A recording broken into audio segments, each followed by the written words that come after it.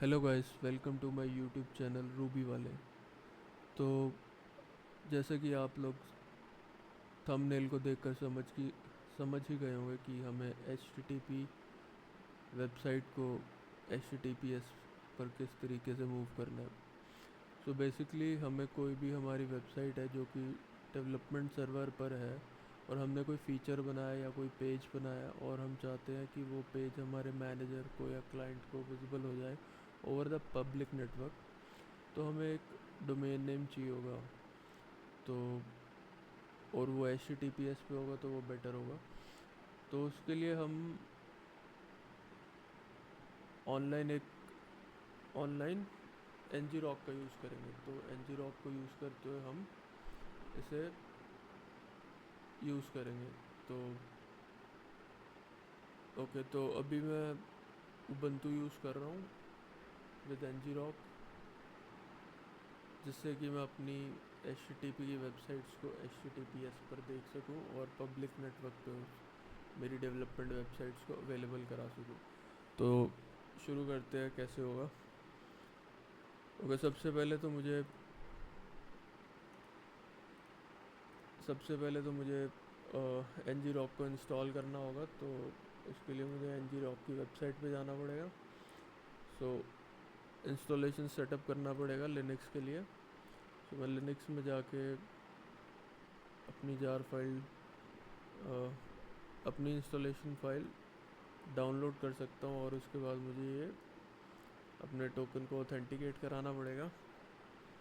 Okay, और ये code होगा जिससे कि मैं अपनी वेबसाइट को जो कि एच पे है उसको एच पे मूव कर सकूँ। ठीक है, तो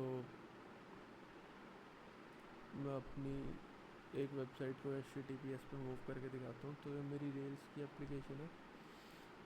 ओके, ये मेरी रेल्स की एप्लीकेशन है, ये पोर्ट 3000 पर एग्जीक्यूट हो रही है। ओके, तो मैं चाहता हूँ कि ये मेरी वेबसाइट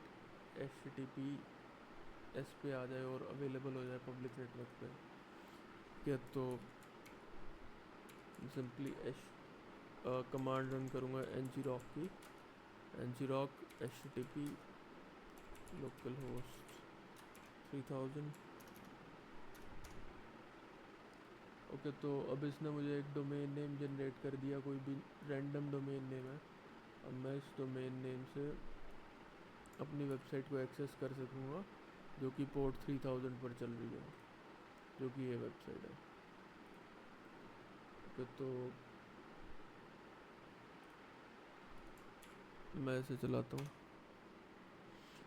या तो मेरी रेल्स एप्लीकेशन के लिए बता रहा है कि ये मुझे लाइन अपनी कॉन्फ़िगरेशन में इंक्लूड करनी है। ठीक है, तो मैं इसे इंक्लूड कर देता हूँ।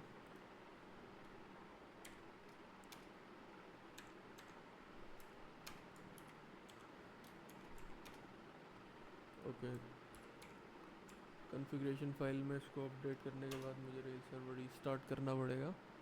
ठीक है, तो मैंने रेल्स एप्लीकेशन रीस्टार्ट कर दिया। चलिए अब दोबारा चलते हैं वेबसाइट पे। ओके, तो मेरी वेबसाइट जो है वो एक्सेसिबल हो चुकी है और जो कि एच पे है और ओवर द पब्लिक नेटवर्क भी अब वो अवेलेबल होगी। तो मैं अपने मोबाइल से फ़ोन ओपन करके चेक कर लेता हूँ उसे। ठीक है, तो ये मेरी वेबसाइट है, पोर्ट 3000 पर चल रही है।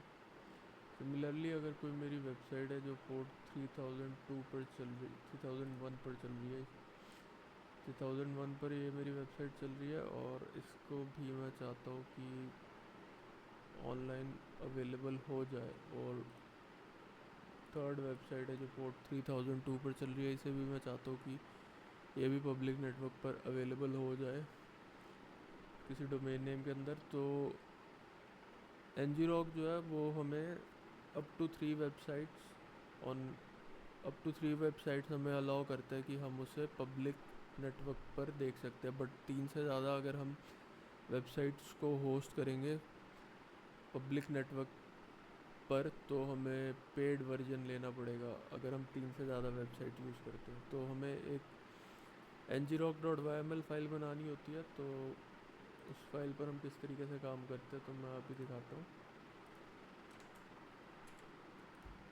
ठीक है, तो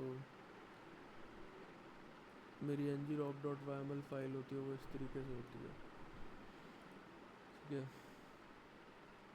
तो ये कोड जो है मैं अपने पिन कर दूंगा यूट्यूब वीडियो के नीचे। ओके, तो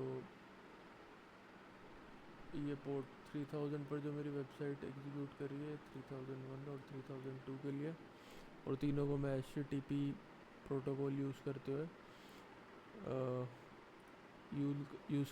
HTTPS पर मैं चाहूँगा कि वो होस्ट हो जाए। तो इसके लिए तो इस कॉन्फ़िगरेशन को अगर हमें यूज़ करना है तो हमें कमांड लिखनी होगी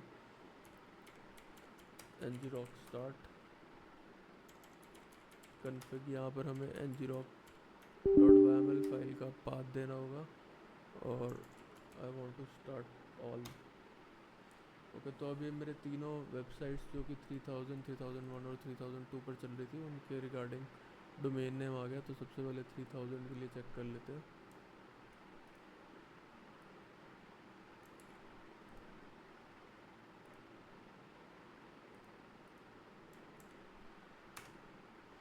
ओके, तो सिमिलरली मुझे इस लाइन को कॉन्फ़िगरेशन में ऐड करना होगा अपने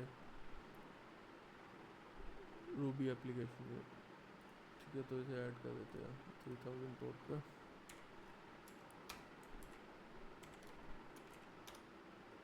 और मुझे अब एप्लीकेशन रीस्टार्ट करनी पड़ेगी, ठीक है। तो अब मैंने एप्लीकेशन रीस्टार्ट कर दिया, तो चलो देखते हैं। तो ठीक है, तो मेरी ये वेबसाइट है अब ये पब्लिक नेटवर्क पर इस डोमेन नेम के अंदर अवेलेबल हो जाएगी।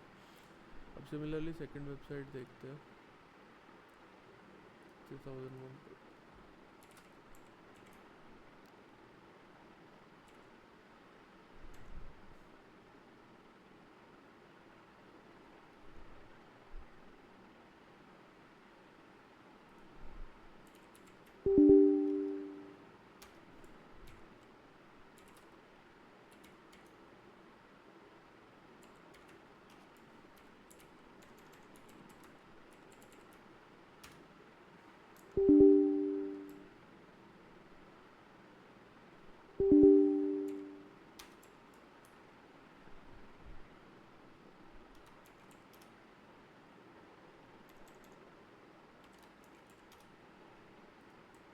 ठीक है, तो अब मैं इस एप्लीकेशन को भी रीस्टार्ट कर देता हूँ। ये तो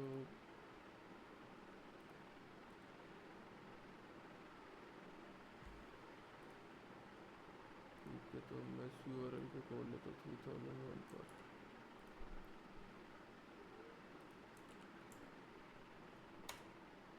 ओके, इस कॉन्फ़िगरेशन को इंक्लूड कर लेता हूँ मैं अपनी रेल्स एप्लीकेशन में।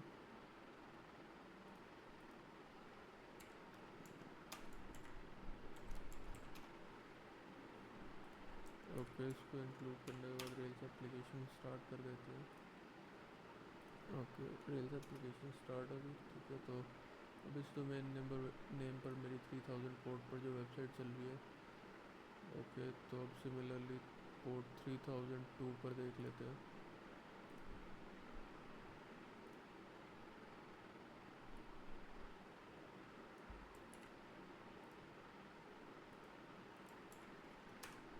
ओके, तो इस लाइन को भी मैं अपनी रेल्स एप्लीकेशन में इंक्लूड कर लेता हूँ।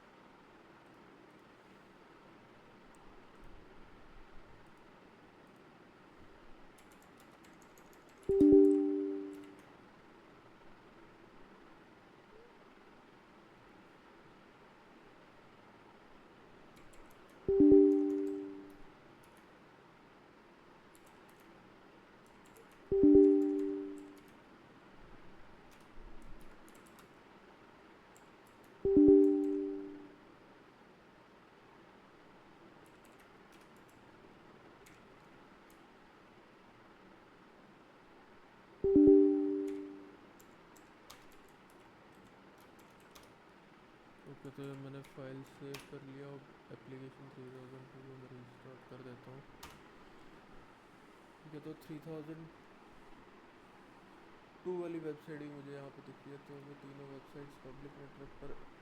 तीनों वेबसाइट्स पब्लिक नेटवर्क पर अवेलेबल है।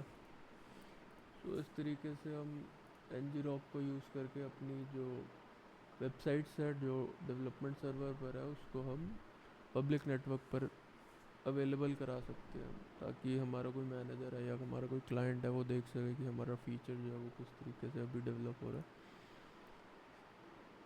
ओके, या फिर अगर कोई हमारा API डेवलपर है और API डेवलपर जो है उसको कुछ APIs एक्सेस करनी है जिस पर हम अभी काम कर रहे हैं, और वो चाहता है कि वो उन APIs को एक्सेस कर सके, बट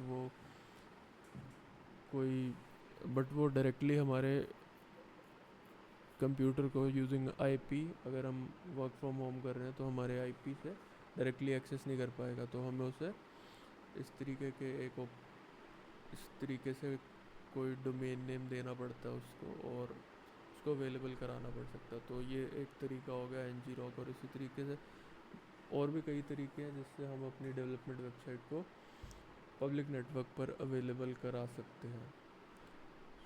तो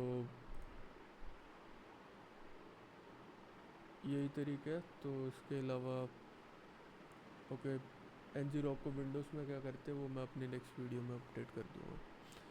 सो थैंक यू। अगर आप चैनल पर नए हैं तो प्लीज़ सब्सक्राइब।